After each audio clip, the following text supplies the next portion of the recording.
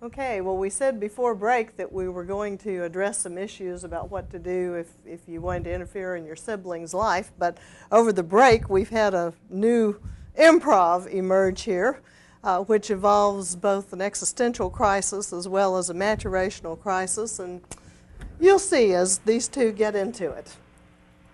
Hey, wait, whoa, back up, lady. Yeah, young lady, you just back up here. I want to see your face. What do you want? I want to see your face. I think you've added a few decorations since I saw you this morning. I'm just going out No. You turn around. Let me see. Oh my goodness. So who donated these lovely decorations on your nose and your eyebrows, and I'm not sure what all else here. Mom, everybody's doing it. I mean, it's the latest thing. You know, I just recently you're really a pretty girl, and you look like you're just putting holes in yourself. I mean, would any boy really want to date anybody with a million holes in them? It's my body, and I can do with it what I want. But I just hate to see you mutilate yourself. I mean, it makes me worry. Is there something wrong with your self-esteem that you want to mutilate yourself and hurt yourself? Obviously, if I thought I was mutilating myself, I wouldn't do this. I mean, I like it. All my friends dress like this. We all look like this, Mom. You're just behind the times. And you all look kind of creepy to me. I mean, I don't know. It's not part of our culture to wear nose rings. How would you like somebody to tell you that you look creepy? We obviously don't think this looks creepy. We all do it. I mean, just, you know. Have you thought about what you have to look like when you go get a job? If I think it looks creepy, do you think the money's going to come from trees? Well, I mean, I'm just going to school. I'm not thinking about a job right now. This is just a way to express, you know, who I am. So you don't plan on, so you aren't planning on trying to earn any money this summer or how you're going to pay for college or anything. That doesn't matter. You always use that college thing on me when you want me to do something that you want me to do. No, why can't you just let me just kind of enjoy this? You know, you're only young once.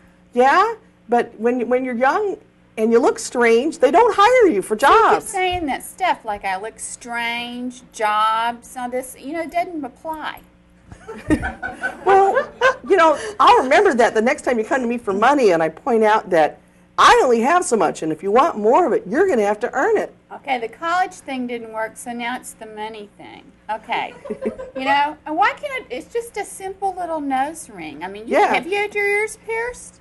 I mean, that was in style, right? When you were in high school? I mean, this is in style now. What's wrong with it?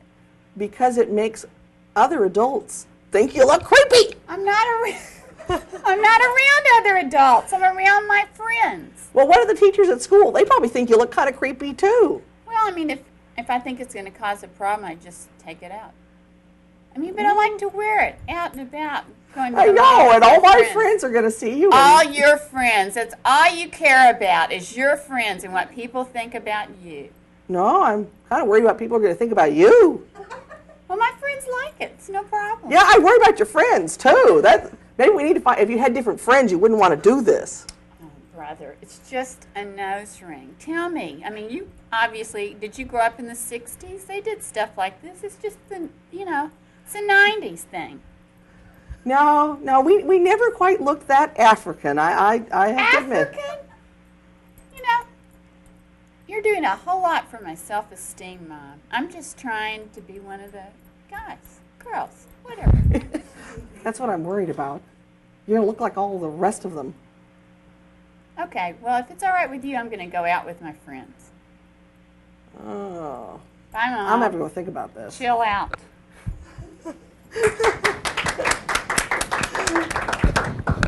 Okay, good job. Oh. Yeah, they're waiting for a lover's quarrel up here, too, if somebody decides to stage that one. Okay. How well did they handle this? Mom was losing. You think Mom was losing? hard for Mom to totally defend it. She is standing there with earrings in her ears, and big ones at that. Okay, yeah, they're a little funky looking. I couldn't tell if they were pierced or not, but whether you'd punctured your body and put holes in it. What was really good was it almost had the ring that it was a I mean, the argument had happened before. They brought up issues, oh, this again, oh, that again, or, and it was believable. Mm-hmm. Yeah, good job. Okay, can you win these battles as a parent? Most of you aren't parents, so you probably don't. Do your parents ever win these battles? Not really, or at least you have to learn. What I did start to learn was you had to learn to pick them, and pick the ones that were really important. You pick the really big responsibility issue ones and let a lot of the rest of it go, even if you do have to kind of grit your teeth when your kid goes by. Okay, and that's kind of what you did with this one, isn't it? I mean, you let her go, you stopped her and made her pay attention. You didn't win, but you didn't have one of these I don't know, how did you feel? Was this one of those confrontations that's building a wall, or was it just kind of like, oh, gee, there goes my mom again? No, actually, it's funny, I was really kind of experiencing what it was like to be in that situation. And at first I felt like, boy, she's just being too lenient. But the way she handled it pretty much diffused all the teenagers' arguments. I mean, most of the time, if you tell them, no, you're not going to do this, well, that gives them all the reason to do it. But part of me, was saying, she's not being strict enough with me. She ought to just make me take the thing. And it just ruined my argument, Okay. Yeah, the employability argument, the line gets funny. And my brother was a hippie at one point. He's now gainfully employed. He's younger than I. But I remember he had a conversation with a neighbor when he was in high school, because he had long, stringy hair that he didn't wash nearly enough, and a beard. And he really wanted to hang out under the trees, and a hippie before his time. But, and the man hired pilots for an airline. And he said, I recognize your right to be who you are, but take a good look in the mirror, because nobody will get on the plane if you are in the cockpit. It's as simple as that. It's a question of image and credibility and so forth. And so it's not that he was denying his right to look like that and be that, but at the same time, that consciousness raising has to occur that says, we're not going to permit that. Now, schools have gotten more liberal, but 20 years ago, we had some excellent debaters from the University of Houston who wanted to teach school, and one of whom could not get a job in Houston because he wouldn't cut his hair. And that was before hairstyles got more flexible, and he didn't look the part of a classroom teacher. And the people who are doing the hiring have the choice. You have some choices, but they have some choices too. Okay, before break, we were raising the question of how, if at all, we would try to get involved if you had a sister that was involved with a scumbag, or most of you've known some people who've taken this course have dated scumbags. We won't ask for a show of hands and all. But when, and it's not just that, it's when you see a friend of yours making choices that you think are really poor choices. Is there much that you can do about that? Okay, go for it. You can try and tell them, and how successful part of it will be on how diplomatic you are, because the more you tell them that they look like, you look creepy, the less likely, the less interested they're going to be. That wasn't being received real well. No, that didn't go over well. And the more you can convey sincere concern, the more credibility you'll have. But ultimately, and this is one as a mother of a teenager, it's been a long time learning of, you can't make people do things they don't want to do, and you can't really stop people from doing things they really want to do. You can try and influence the want. Okay. Let's get Lara and then we'll come back. Because sometimes, even if you see someone getting ready to do something that you may think is really stupid or silly, and you express yourself to them, The only way that some people will learn is by making their own mistakes, and sometimes that's the best way, and it could be a painful lesson, but it's life, and no matter, how involved you are with that person, that's sometimes the best thing way that they can learn. Okay, Robert? I was just thinking of the movie Uncle Buck, where the guy was trying to protect the girl from the bad guy, supposedly. Okay, I haven't seen it, but this is the whole scenario. I mean, Okay. exactly what we're talking about, and all the different ways he tries to get the girl. He tries to tell her, this guy is not for you. He's just out for your body and all this kind of stuff. The girl is just probably just infatuated with him or whatever. And then that's the progression of the movie, how he goes about trying to get her and letting her know that he really cares about her. So. Okay, but some of us are really hard-headed, aren't we? But at the end, she does agree with him and cheer him on as he's threatening him and shooting at it. But it's only because she found out, because she did go with him and found out that's really what he wanted. Yeah, Nancy. What we're forgetting, or what we're not talking about here, is that this is a situation where one person is, or maybe two people are in love with one another, and they're choosing to believe what they want to about the other person. There's kind of a step beyond being real rational at this point, that maybe time can kind of, bring some reality into it. And so if you don't isolate yourself as trying to be a caregiver in the situation, and you let them listen to them and let them know you care about them, sometimes in time they're going to see through this infatuation phase. Yeah, and sometimes a relationship starts out well, and then over 2 or 3 years between 9th grade and 12th grade or whatever, it really falls apart. I mean, because you change and grow a lot. And sometimes you don't grow in the same direction, and your paths get very different. And it takes a while to see that. And of course parents always think they know more and they can see more. And sometimes they do have enough experience that they have some perception that the person caught in the middle of the romance doesn't have. But most of us don't listen to other people's experiences very well. I mean, hopefully part of what we're doing in this course is we share our funny stories and skits and talk through some of these things, is to increase awareness of different dimensions of things, so that, and as we get on into later life crises, that understanding the kinds of things that can occur make us better prepared to deal with them when we get there. Now at this point we're still about in the phase where most of you have just gotten there. But parents, and those of you that have yet to become parents, parents try really hard to protect their kids from anything that hurts. You don't want them to fall down and skin their knees. You don't ever want them to burn their fingers on the stove. And yet, those are some of life's most excellent learning adventures, even though we try to avert that and avoid it in whatever ways that we can. And Lara is saying it right. Sometimes people won't listen, and you just have to go ahead and let them blunder into whatever it is and live with those consequences.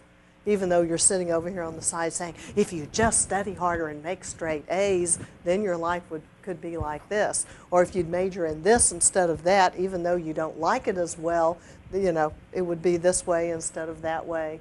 And wisdom is real good sitting over here on the fence. Okay, anything you want to add about adolescence? Kind of go both ways, that the children will team up for one reason or another and hide things from the parents, whether for a good reason or a bad reason. And one thing I can think of is my brother had an alcoholism problem in his teen years, and it was almost my job to hide those beer cans before Mom got home. If I didn't, one, she would get mad at him, and then I would get it from him. And I was enabling him. Okay, yeah, we'll be talking about codependency later on. But it was real easy to hide. But he was doing you a bad deal. Oh, definitely. I know that. We know that now. Right. But it's real hard to stand up when you get to reading about codependency in your text. Yeah, to step back and look. To say, I'm through participating in this. You can't count on me anymore to be with you and drive while you're drunk, or whatever it is, to enable that person to do that. Okay, are we ready to leave high school, get into college? Your senior year, didn't you think it was going to be all great as soon as you graduated? Your life was really going to start now. We're going to really be somebody. Life begins at graduation. And what happens? And part of it is wonderful. We're not claiming all life's a downer, but what's going on here? One of my biggest thoughts was freedom. Freedom, at last, I'm out of my house. What I didn't realize is I went to college, and then, the responsibility of sleeping, taking care of yourself. I mean, I got very sick my freshman year at college. So the freedom and some of the lack of responsibility, or the learning responsibility, kind of left me, with some health situations to deal with. I got away from mom and dad and in the olden days inherited a dormitory curfew, which was far worse than anything my parents had ever imposed. We have to be in at when? And didn't have a cooperative roommate who would be, Well, I was up on the third floor, climbing in the window wasn't real functional. Never have been too agile. That dorm mother locked that door. So, okay, but yeah, you think it's going to be great. For some of us, it didn't really dawn on us how far apart we would be scattered. I mean, we knew people were going off to college, but the full impact of that didn't hit. That we'd be, the particular clique I was in would be scattered over half the state of Texas. Yeah, you have to really spend a lot of time with yourself in that separation time, whether it be just away from your friends or your family or whatever, and learn how to be alone without being lonely, and how to incorporate other people into your life without alienating the people that you already have also. I mean, like, I went away to college my freshman year, and I lucked out for the first 2 months and really enjoyed my roommate, and then it turned into a really poor situation. But I hadn't spent enough time making my own friends up at school and relying on her to introduce me to her friends, and it just backfired on me completely, and it was turned into a really horrible situation. So you have to kind of watch out for that, I couldn't get any sleep in college. I'd lived, although I had a brother, I had a private bedroom all those years. And then I got to college and had a roommate. And I'm a very light sleeper. And so I was sleeping in the dining hall, or I was sleeping in the daytime and studying at night, or, keeping really strange patterns. I didn't get physically ill, but the whole system was out of sync trying to cope with some of that. But you have all these new faces, and I went to a large state school, and just new things to deal with. Lots of names and places and faces and schedules and adjustments, and I even had grandma in town to feed me on the weekends. If I hadn't had some relatives around, I probably would have been a mess. Somebody was thinking so. Well, I was just thinking that I even experienced, after about 2 weeks of classes as a freshman, I really kind of went into a spiral downhill thinking, oh my gosh, I'm not nearly smart enough or mature enough or whatever to handle this. They move so much faster than in high school. They expect me to know so much. I can't possibly keep up with all this. I mean, I did okay. I kind of pulled out of that, but it was just sort of the shock of, this is not the same as high school. It's and a if, real and if difference. you came from a small high school into a large university, you're suddenly, I'd been a big fish in a little pond, and now I was a minnow. Yeah. The consequences of your irresponsibility are a lot greater, I think, in college also, specifically with, like, skipping classes or not keeping up with your assignments. I mean, when you were in high school, you could make it up somehow. Well, in college, you don't often get that chance to make it up, and it's on your transcript forever. I mean, that big flag is red, and it stays there and never goes away. So. Mm-hmm.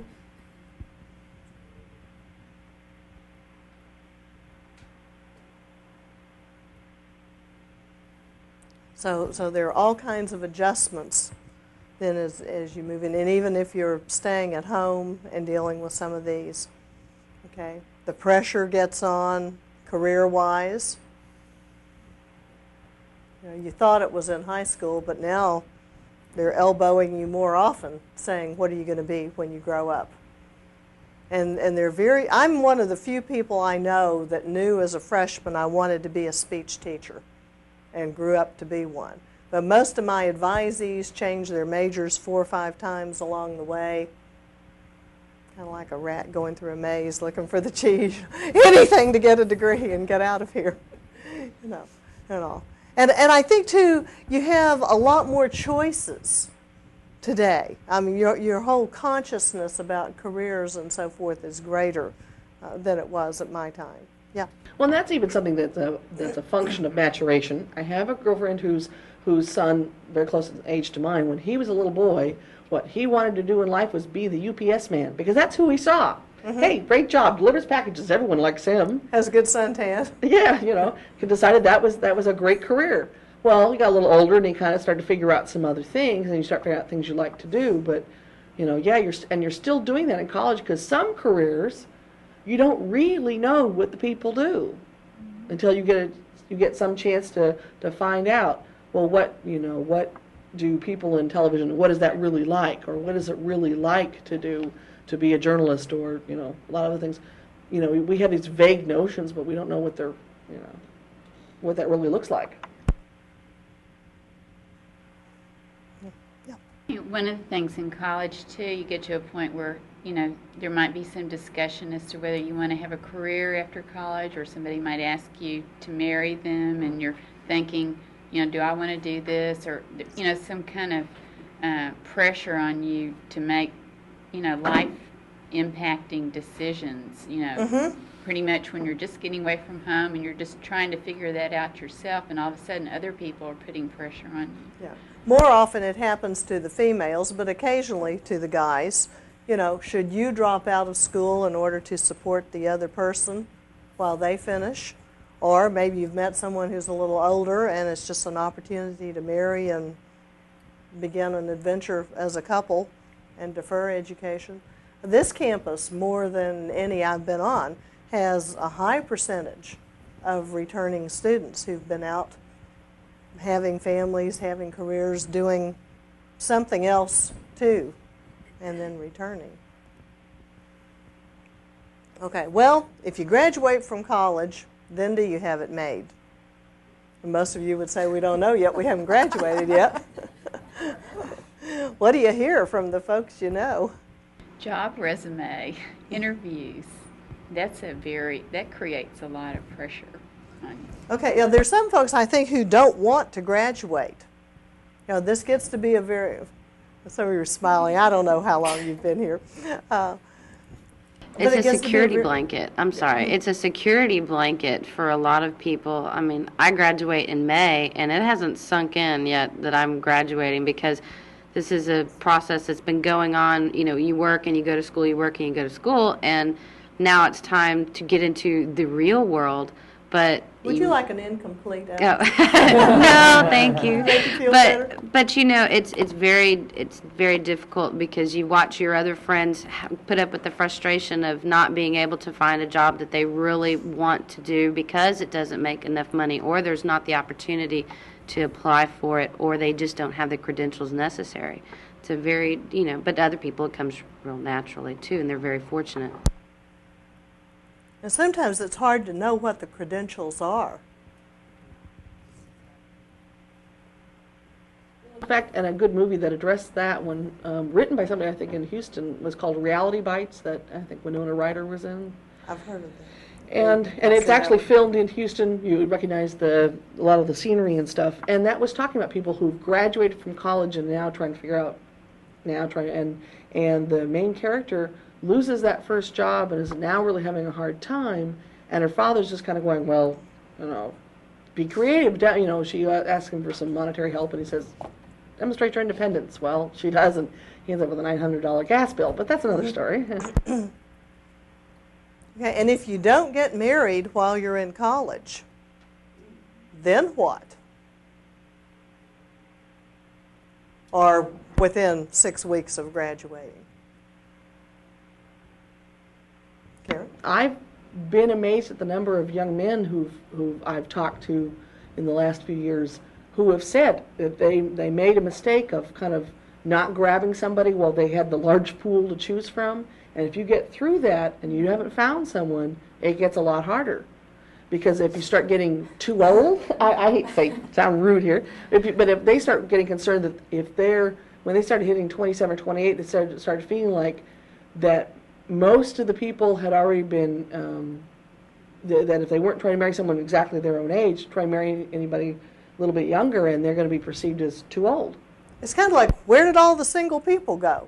You know, you were all in college 1 month, and 3 months later, they're all gone.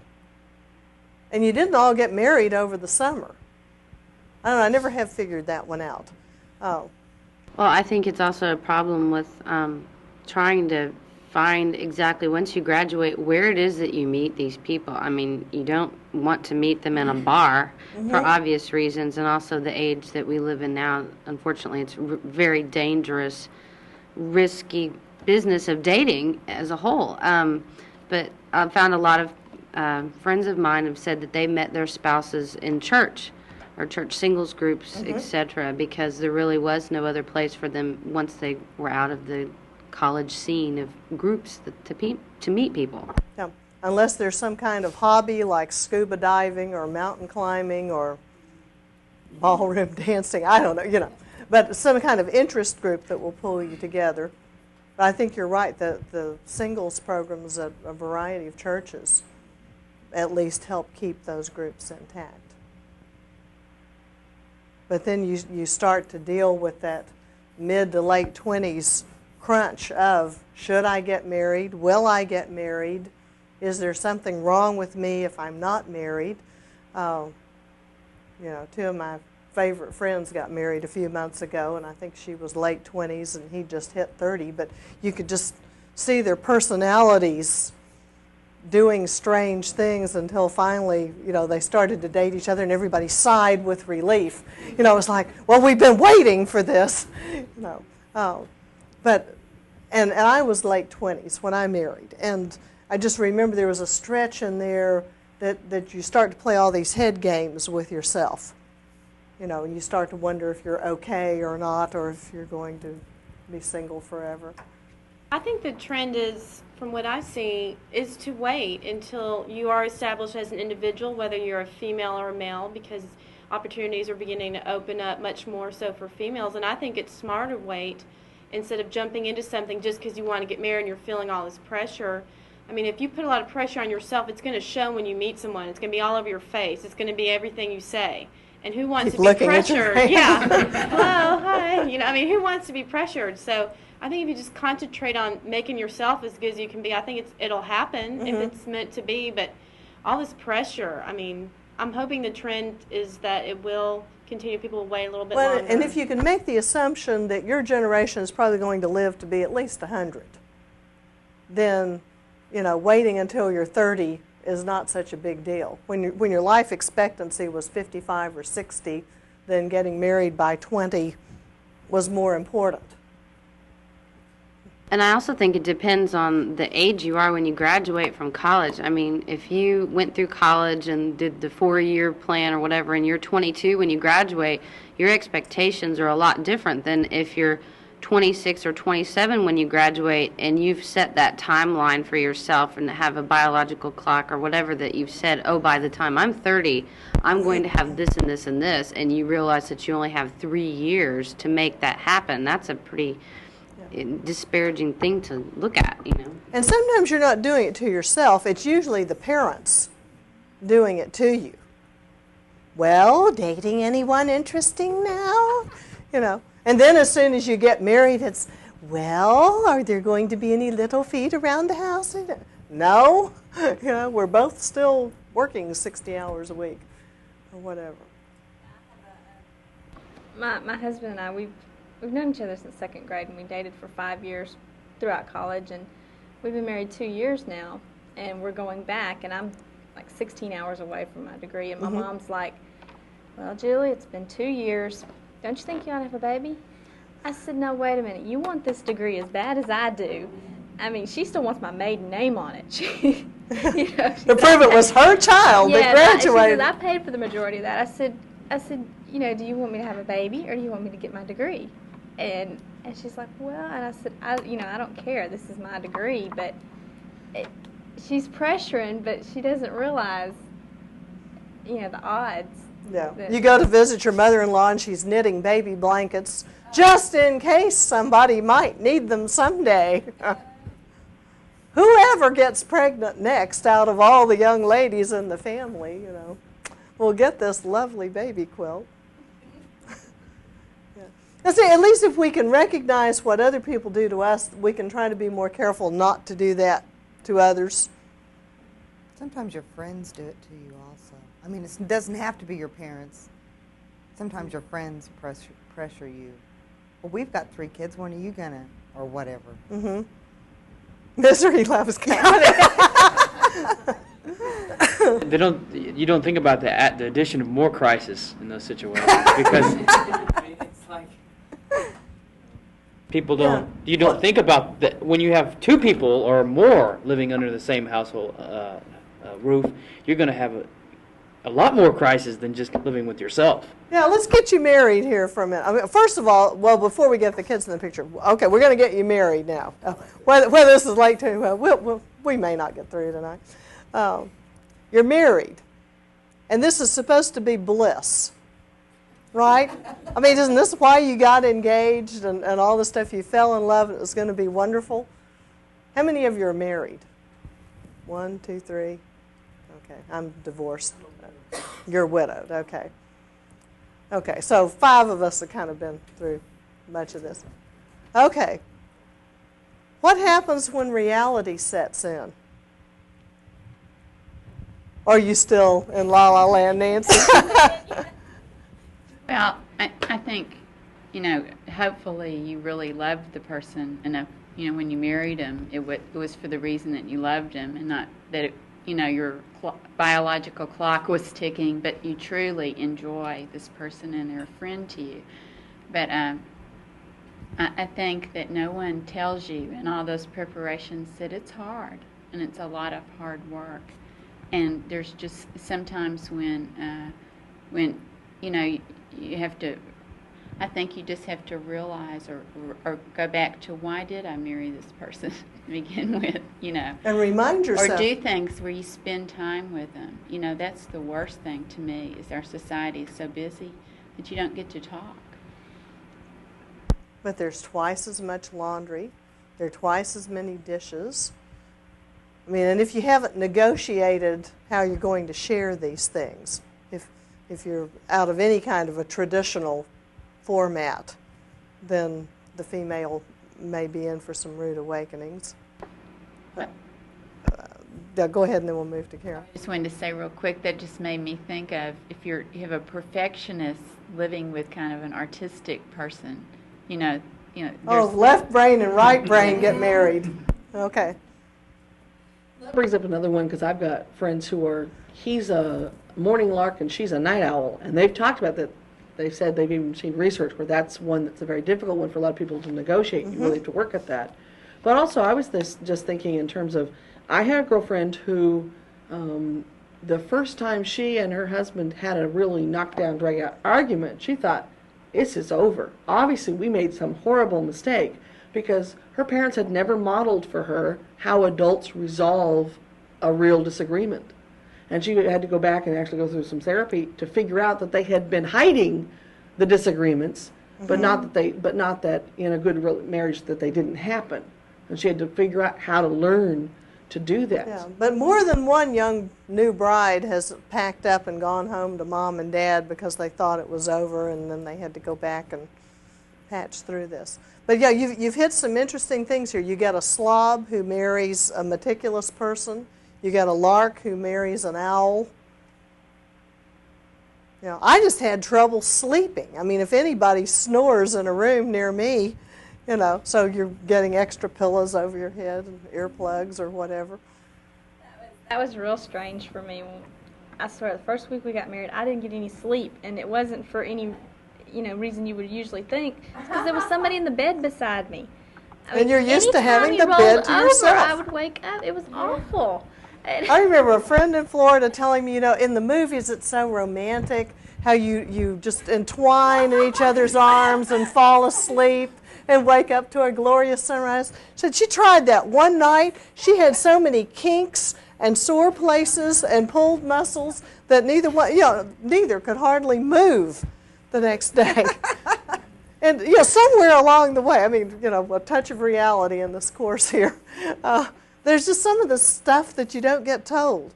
Now, some people go through counseling, and in counseling sessions, they help you work through these things. And if it seems clear to the counselor that one party is very dominant and the other is very submissive, they may help you work through that so that she doesn't run all over he or he doesn't run all over she in the course of that. Yeah.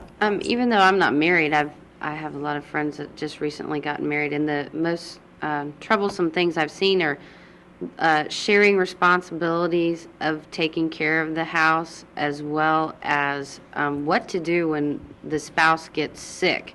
Because there are some people who are used to their mothers taking care of them, and then the other people that just want to be left alone. And when you have people, even though they've been dating, they're not used to such close quarters of the people's particulars. Their pet peeves that they have. Like, don't leave your dirty socks in the corner, or I'm going to hang them outside. Or something like that. I have one friend who nailed her husband's dirty socks to the floor.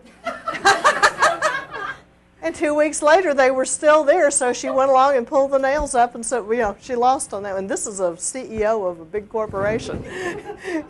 Can't use any names here. But she thought, I'll show him. And so, she's a marriage counselor now, but she just busied herself in there, nailed them all down all over the floor. He never noticed. Didn't matter. He had other things on his brain. But there's a lot of this that we don't think to work through in the beginning. And it's sometimes the little stuff that really gets you. How many of you squeeze the toothpaste from the top? 2. How many squeeze from the bottom? How many use a pump? Okay. But something like that. How many of you wad up your wash rag when you're through with it and leave it in a little ball on the... Or even the way the toilet paper is placed yes, on the which roll. way does the toilet paper I really had a go on the girlfriend. Well, it was funny. My mother is one of those meticulous perfectionist people that rocks around and, rearranges everything. And she had mentioned to me, I was having a barbecue and I was in a rush, and she said, Allison, you put the toilet paper on the roll the wrong way. And I said, oh, just forget it. Nobody's going to notice. Well, 10 minutes later, my little other friend that came up that was Miss Perfectionist said, how could you have a party and have your toilet paper placed on the roll the way you do? And I thought, well, I didn't think much of it. I didn't think anyone else was going to notice. But it's causing a crisis for these people. The party is a flop because the toilet paper is on the roll backwards. And at some point along the way, they decided that sheets were on the bed backwards. I remember when my mother told me that I was putting the sheets on the bed backwards because when you fold them backwards, then the pretty design should show. It's like the toilet paper, which ways? I'm lucky if I got the sheets. That's about time all 3 girls were in elementary school. I didn't care which way the sheets were on the bed.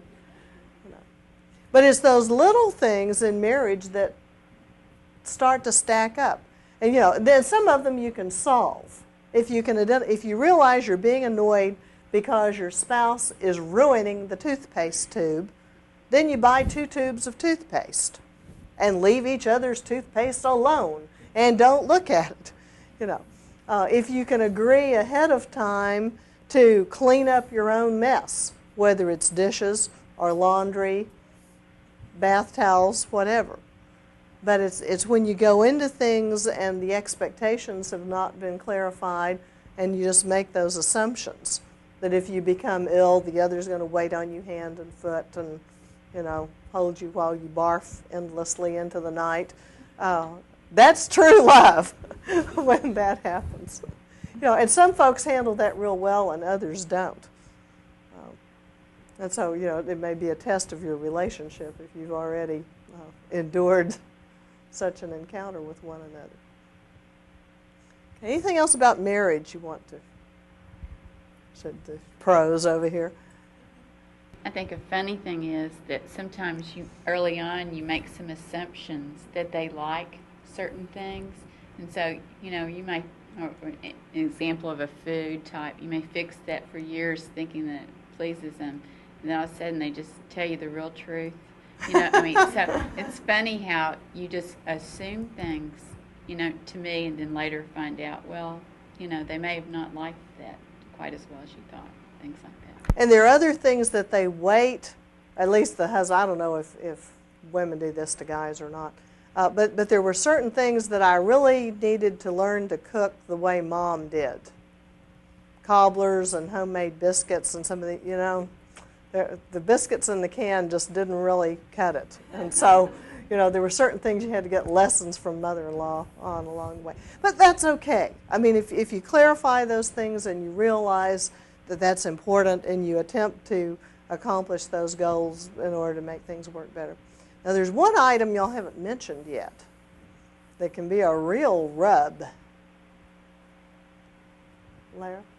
I just started thinking maybe schedule, if you're used to being independent or on your own for a period of time and then having to get used to someone else's schedule and you want to know where they are and they want to know where you are.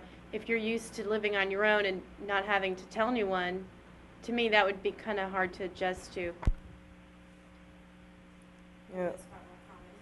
Okay, yeah, I don't know. We always did, we both led busy schedules, but we did pretty good at telling each other, here's the agenda for the day. And here's having to tell someone an agenda, if you've never had to do that before, to me, I guess I'm pretty independent, and that would just seem kind of, I'm sure I could get used to it, but, just starting to do that and wanting to know someone else's agenda would be.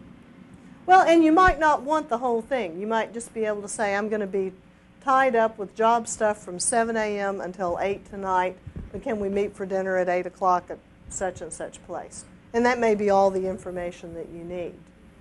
Allison, what were you going to say? I was just going to say, was the point that you were asking if we were missing on earlier was in-laws and getting along with other people's that's a families? good one. It wasn't the one I had in mind, but that's a real good one. Because I'm sure, well, I've seen it in action. It can be pretty nasty at times, and it can, have its real problems if one, for instance, I have a girlfriend who's recently married and recently had a baby, and she doesn't react the way this husband's mother thinks that she should react, and he can't just come out and tell her that. So you have conflicts there and how to communicate certain things that way. Okay, and trying to please your in-laws, and this may cause more existential crises when the values don't match and you're not raising the child the way they think you should, or you're not living your life. If your in-laws think you ought to be home doing artsy craftsy things, and even though it's fine with your spouse that you're out making $60,000 a year, if your in-laws are your own parents or whomever, somewhat your sister-in-law, I mean, pick any relative you want, because you've got a whole system of people interacting and networking there. And some families do real good about minding their own business, and others just meddle endlessly. Okay. Now, what I was go ahead, and then I'll. Is it money? Yeah. Missing? Okay, money. I just thought of it. Yeah. We kept separate bank accounts all the way because we were both on expense accounts. I was a traveling debate coach. He was on an expense account with his company, and my checkbook never balances. I mean, I hit pretty close, but if it's off $30, $50, whatever, I'll take the bank's word for it and go on and figure I saved that much in the time it would have taken to balance it. And he was, but mostly because we had separate expense accounts to deal with, we kept separate accounts. But when you have one person who is earning the money and the other person who is spending it is responsible for paying the bills, and I think of my parents in this case, where my mother was not employed, my dad, after they married.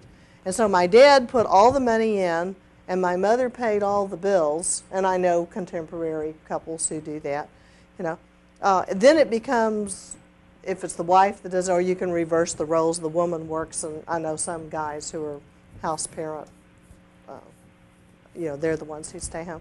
But the other person spends the money, then sometimes there's a conflict of, is it my money or our money? If there isn't quite enough money, then whose fault is it that there isn't enough money?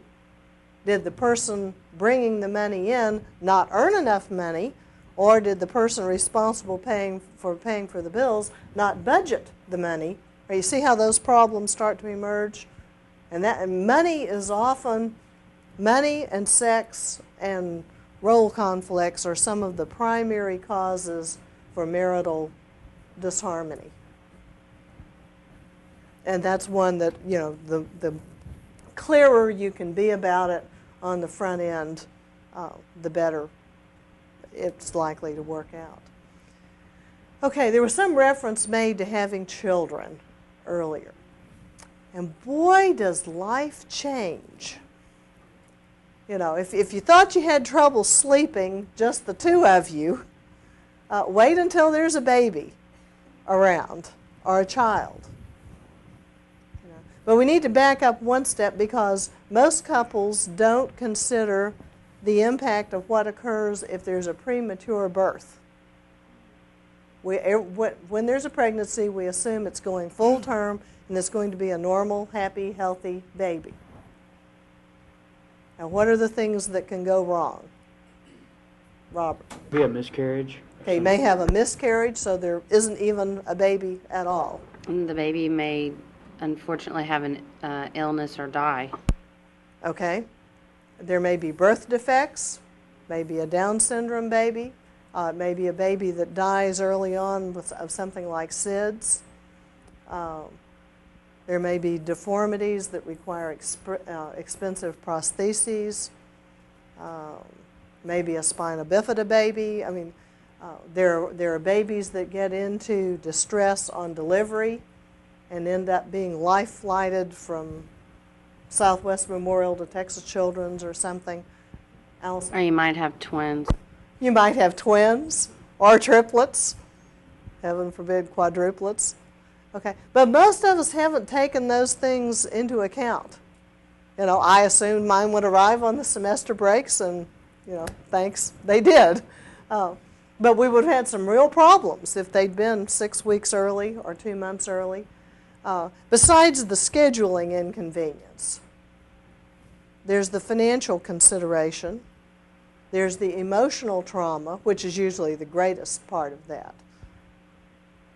But will insurance cover these things? Are you emotionally prepared for these things? And I think of one young couple I know that had twins that died at birth or shortly thereafter. This has been a long time ago. But I remember that they put those babies in coffins and drove with these infant coffins in their car all the way from Houston to, I think it was North Carolina, someplace way back east, because they wanted them buried with the family. And this was part, when the chaplain comes and we get to personal loss and death and bereavement and all that, we'll look at how people cope with things like this. But we assume, pregnancy, everything's going to be great, it's going to be wonderful. We don't expect for the mother to end up with toxemia or something. Some women don't like being pregnant. Now, I had a real good time. For me, I was the center of attention, and it went well, and I didn't throw up. I just looked like a blimp, but, I had an excuse for looking like a blimp, and so that was all right. But not everybody enjoys that experience. I had someone in class last semester who reported, really hating the experience and going through postpartum depression, having to get psychiatric counseling before it was over with, wanting to kill the baby out of sheer frustration. And when women are caught without support systems, You know, I mean, I can remember with the first baby and all the grandparents hundreds of miles away thinking, oh gee, what am I supposed to do next? You know, because I was not proficient in changing diapers or preparing formulas or these things. And it was sort of like everything else I'd tried in life, you know, it just kind of came naturally. And I got through this too. But there was at least a stretch in there of a few days of, oh my, you know, there's no textbook that comes with this kid. There's no operations manual. I mean, you buy a new car, they give you a book on how to make it work, which buttons to push to get which results. And, you know, there are red lights that come on as warning signals and those kinds of things. The kid cries or runs fever. You know, well, do you call the pediatrician at 3 a.m. if the temperature is 100? You wait till it goes to 101, 102, you know. So there's a lot of trial and error with that. But most couples don't count on premature births. They don't count on multiple births. Don't plan for that. Who's that? I don't know. I don't know. Is the mic still on? Okay. They're playing around the control booth, I guess. So we're not, unless we talk about it in situations like this, and you don't want to be alarmist. You know, you're pregnant? Oh, let me tell you the 14 things that can go wrong. But like my brother, who's just a year younger than I, was born 3 months early, and he weighed 1 pound 14 ounces. He would fit in your hand. And so he was in an incubator for 3 months because they didn't used to handle preemies the way they do now and touch them. And so he had a real hard time adapting, adjusting, loving, growing up. He's a really neat guy now, and he's 6'3" and weighs 200 pounds. And, you know, I mean, he's an amazing human being. But he was, you know, 3 months early. I was a year and 2 months old, and here my parents, my dad was in college. And here they were with a premature infant who was in the hospital, and they were trying to get back and forth and take care of the new baby and take care of me, who was running at 9 months. I never walked, I just ran. And so things that you just don't think about happening, they never dreamed that would happen. Now, he's fine and everything was okay, but he had pneumonia and was really sick for quite a while. It's just not things that you prepare yourself for. We scared you all to death out there. Karen? Well, and I know that sometimes when people start off in life, when you have a baby and starts off really sick, or your child that has some real problems, it seems to impact the parent-child relationship for a long time, because sometimes parents get stuck in the mode of, my child has problems, I must protect him, or I must, and I've had friends who said, yeah, it took them a while to kind of get their parents out of that mode of going, I'm okay now, and it's time to, you know, let me have a little more independence, or it's okay, I can get bruised and I won't die, and, you know, but it's so that not only is there a problem and the couples aren't maybe ready for it, but then also you sometimes carry that with you even past the time you needed to.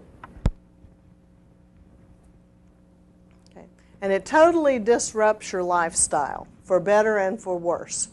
I mean, here's this bundle of joy part of the time, you know, which loves you, and it's just, cuddling babies is a really nice thing.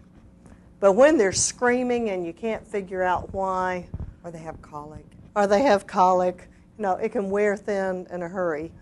And those evenings, you know, when just he and she used to stretch out either in bed or on the sofa with lamps on each end and read books until you dozed off, you know, those days are gone. You know, unless you've got a grandparent in town that you can farm them out to occasionally. But there are just some real abrupt changes in your lifestyle, you know, and to people that are near delivery, we'll usually say, sleep while you can, you know, sit up and read and treasure those quiet moments.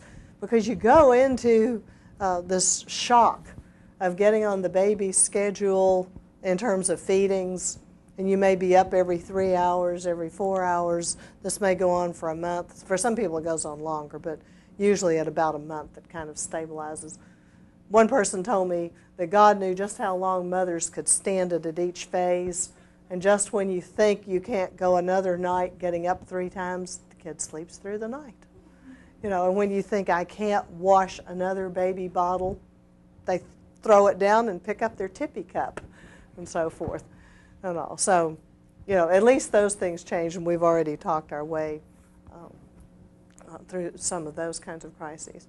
Okay, what other things happen with young adults? We've talked some about careers with young couples. Anything else strike you? I mean, you start going through this whole parenting thing, and then you become the responsible party. We've talked through infancy, through adolescence, and so on. A big thing is if you both have your career, whether or not you have children or not, say the wife has a really good job in one place, and the husband his job is moved to another location. And when you have something that you really like and enjoy and are good at, that becomes a hard decision for a couple. Mm-hmm. And that can put a lot of stress on a relationship. And particularly if one of the jobs is more vulnerable than the other. Maybe one's high income but also very vulnerable. You could be fired on a moment's notice. The other is under contract but more stable. And those are difficult decisions, and there's no easy way to answer those. Mm-hmm. We talk about a physically challenged child. You said, could we? I mean, did we talk about that? I think we talked about something like a child if it was born with a handicap or something. Well, we just kind of alluded to it. You want to go ahead and? I mean, you're going to be faced with more crises over time, as well as extra large amounts of energy that's going to have to be put into raising this child, taking care of this child, and then as the child gets older, finding a way to provide for this child whenever you die or whatever, whenever whatever. Okay, but you're thinking then like with a Down syndrome baby, some that have mental deficiencies. Kind of mental. Okay. Yeah. So you're having to think about the future of this child, even at an early age. Not, you're right, and you're planning for. You need to be planning for contingencies. If you die in a car crash, who's going to take care of this child? Are the grandparents able to do that? Is there someone you can trust to be responsible for it? And there are instances when children have to be institutionalized because the parents can't handle them anymore. And I think of one instance where the child grew, and I think there was oxygen deficiency at birth. I don't know. I did not know the child when born. I encountered them at age 3 or 4. But it was a male child that grew so large, just got to be a 6'4" strapping adolescent, and the mother couldn't control him anymore. He lacked the rational capacity to follow instructions and always be cooperative, and so eventually had to be institutionalized. He comes home on passes periodically and things like that. But his own mother, his older brother, couldn't control him, and so it was not a safe thing. And some couples can handle, say, a Down syndrome baby. They can assimilate and adapt and work with that child, and for others, it would just put parents at their wits' end, and institutionalization would be required earlier in some cases than in others. Are there other things coming to mind? Like multiple sclerosis, physical handicaps. That are going to be degenerative over time. And possibly a disease like cancer or something. You find out that your kid has some sort of sickle cell anemia, or what's the one with the white blood cells? Leukemia. That's possible life-threatening. So it's a daily struggle right. every day. And The chaplain who's coming works at MD Anderson, makes some other calls, but that's his full-time job. But I know from talking with him and others that, children with cancer are often hospitalized for months at a time, and one of the parents will have to move into the hospital with them and stay in the room. And if there are other children at home, then the other parent has to deal with. Somehow the family system has to adapt and cope with that. And it's not an easy thing, and in some instances the family breaks apart. And I did some volunteer work down there in years past. And that's a terrible thing. But because of the stresses on the family unit, if it's not strong enough, it breaks apart.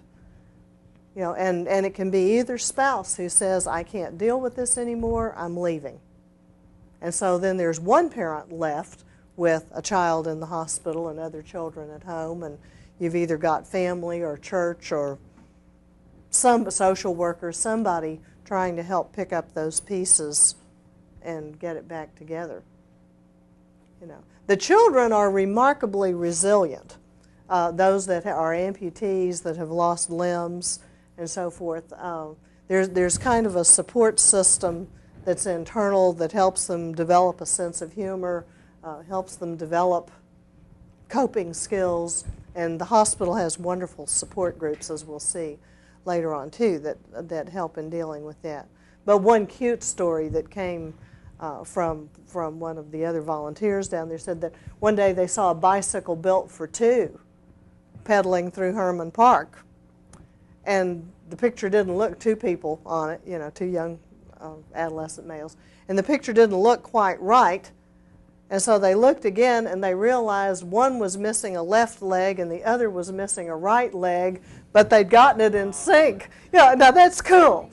But that's the kind of resiliency and adaptability that kids often have, and where adults will often lament and get stressed out first, and then need somebody to come along and say, okay, let's get an action plan here, let's see what our choices are. Young people are sometimes better dealing with that. And as we discussed elementary folks earlier, there are other things that cause them to fall apart. Your Power Ranger breaks the first week you have it, and it's the end of the earth. From Dad's checkbook standpoint, it may be the end of the earth. Karen, what were you going to say? I was thinking, kind of moving a little further down the road then, it's not as common as a young couple, but it's something you face as as your family matures, and that's eventually either your parents aging and either needing care, and I've got friends who are dealing with that dilemma of at what point, how much can we take care of them, should we, how institutional, and then at some point you do face loss of those parents, and it's amazing as an adult how much that disturbs you to suddenly feel like your anchors or your kind of your last ditch. I can always go ask them for advice, and they're gone. And you want to pick up the phone and call, and they're not there. Yeah, and it's a reflex action. Or you at least think of things you'd like to tell them, and then have to go, and I can't do that now. But it's scary because it makes you. Both of my parents are deceased, and at some point that made you suddenly feel like, ooh. It both makes you feel older. Makes you feel older, and in a way, it makes you feel like an orphan.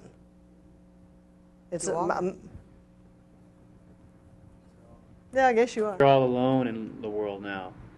It's like you're having to. There's you no got to one, be responsible, yeah, you're responsible and in charge, and gee whiz, that's a drag. Yeah, there's nobody left who remembers you as less than responsible, and so there's no one where you. Oh, I wouldn't say that. No, I hear what you're saying, though.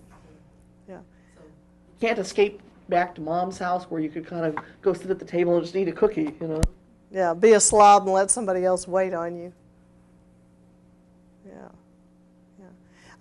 But your comment about loneliness there, somebody I think made a useful distinction. I was thinking of this earlier when I think Allison, you brought up the loneliness notion. The difference between solitude and loneliness. Have you ever thought about the difference? With solitude, you're okay.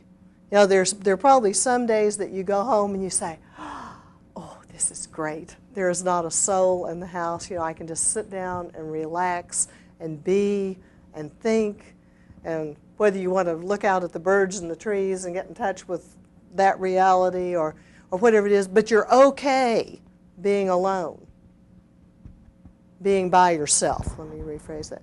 But then there are other times that you're by yourself that you may feel lonely, and that's a different kind of response. And if you can recognize the difference between those so that you have some control over it, and to say, you know, I have been by myself before, and it can be a good thing.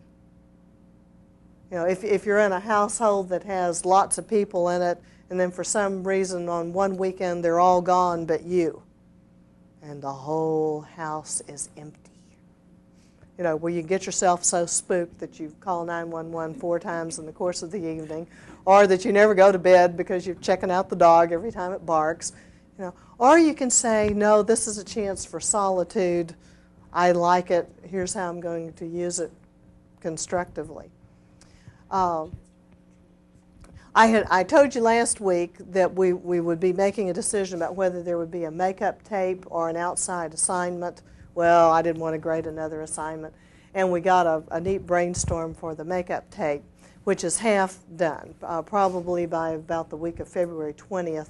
About the time we're doing exams, they'll probably air the extra tape that should have occurred the first week, and we're all out of sync. But what we've done is get so far 2, and I have scheduled a 3rd member of the forensics team who have written some of their own materials that deal with people in crisis.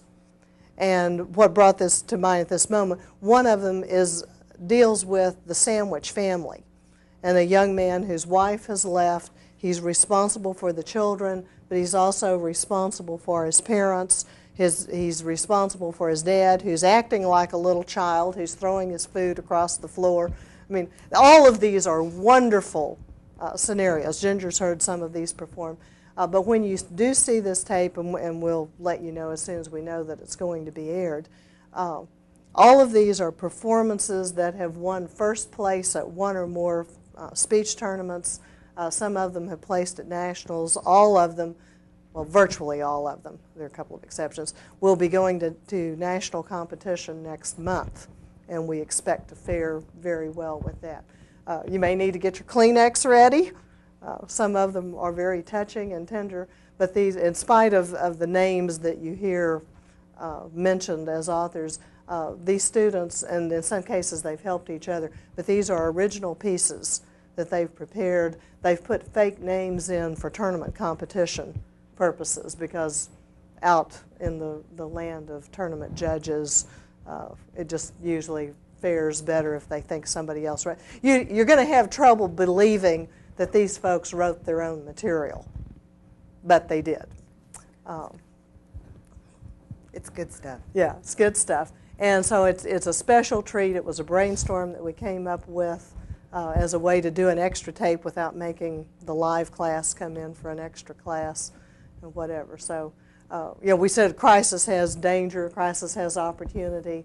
The crisis we generated having me in the hospital, we've turned into an opportunity here to give them an opportunity to perform, and a chance for you to look at a number of these crises. But this came to mind because of this thing about the Sandwich family, which is the term that is frequently used for people like you, even people like us, who are caught in between the older generation and the younger generation, and you're just stuck in the middle.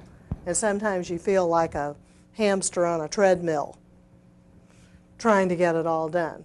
And again, it's one of those things that if you can talk about it in premarital counseling and get some kind of agreement, if you at least existentially agree, philosophically agree on what you think you might do, even though it's subject to change and so forth. But, and I don't know if you don't have to answer this, but if you and your husband have talked about this, that if parents were in stress, would you move them into your house? Or do you know that you would just have to put them into a nursing home? I don't just direct that to you, but what would your first choice be? Would it be to find the financial resources to put them in a nursing home? Would it be to bring them under your roof and care for them and love them and take care of them as long as you possibly could? Would it be to dump it off on your sister or your brother? And, you know, I know somebody whose sister has done that to her, and there's some reasons for it, but they're not real good reasons. You know, but if you and your spouse at least agree on the front end that we're going to make a tremendous financial sacrifice in order to try to cope with this problem, or whatever. Now, it gets even more awkward if you like one set of parents better than the other. And sometimes folks have come out of a rough background where you know, both halves of the couple agree this one's parents are really obnoxious and undesirable and cranky and ornery and we don't, for whatever reason, we don't want them around. And the other one's parents are really nice people that you enjoy, you know.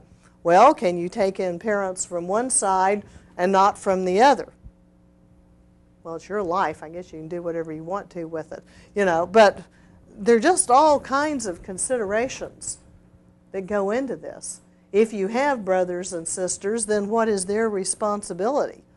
If the parents are going to live, or the parent, whatever it may be, if the person's going to live with you, then do your siblings have a financial responsibility to help out with medical bills, with food, with whatever? And this is another one of those domains where the answers aren't easy.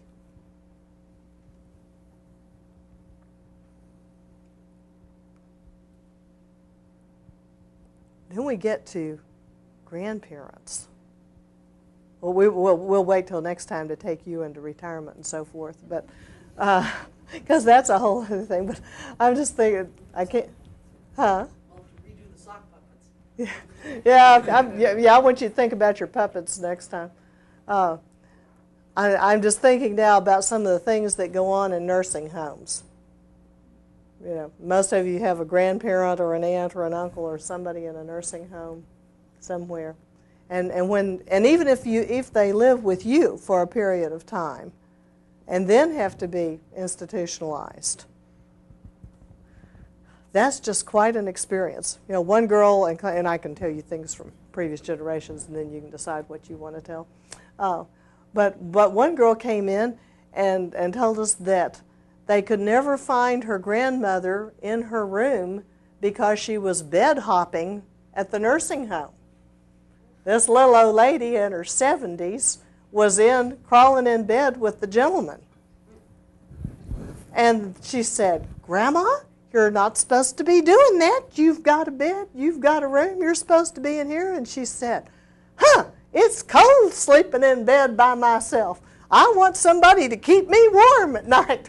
So she was out finding the first of it. You know, I don't know if there was anything sexual about this or not, but she was at least looking for a warm body that she could crawl into bed with to snuggle up to.